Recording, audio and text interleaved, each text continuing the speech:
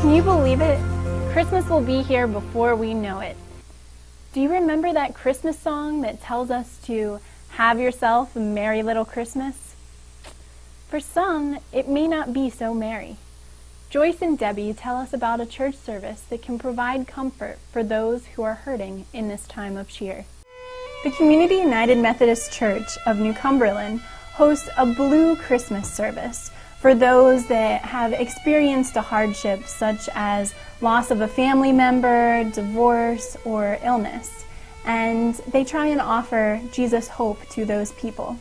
Today I have with me Joyce and Debbie, and they're going to be telling us a little bit about this service. Could you let me know a little bit about how the idea for a Blue Christmas service came about?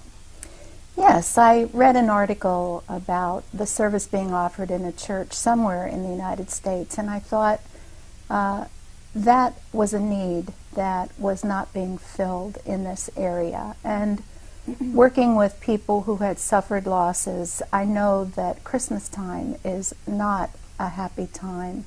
There's an empty chair that isn't filled.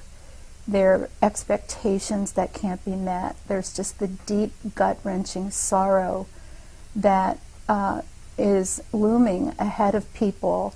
And the merrier others get, and even the church dinners and the decorations and the hymns and the candle lighting and so forth is all just very depressing to people who have had losses. And they think everyone else is preparing for the holidays and family gatherings, but they're just so deep in sorrow and in loss and in confusion that the holidays have nothing but pain to them.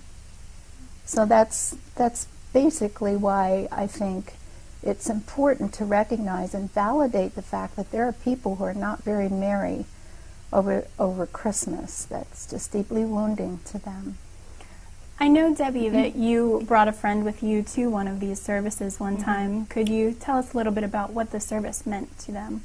Well, it was a wonderful time for them to come and realize that they aren't alone, that there are other people that are going through this same grief, the same struggles that they're facing at this time. And so just being in the sanctuary at that time, seeing others lighting a candle in honor, in memory of their loved ones, seeing the others that were suffering too, and just, being quiet, just in memory, singing some songs that was just raising their awareness. It was comforting for them. So it was just a wonderful opportunity. And then we had some time for some refreshment, so that loved one that I took had an opportunity to talk and visit. It was just really, really comforting for them, and made a really big difference for them. I was really glad that Joyce had it and we were able to come together. Thank you so much for telling us a little bit about this service to touch those that may be hurting in this time of the Christmas season. You are quite welcome. The Congregational Health Ministries team, which they are both a part of, encourages other churches to take on a Blue Christmas service such as this. If you would like more information, you may call the number at the bottom of the screen.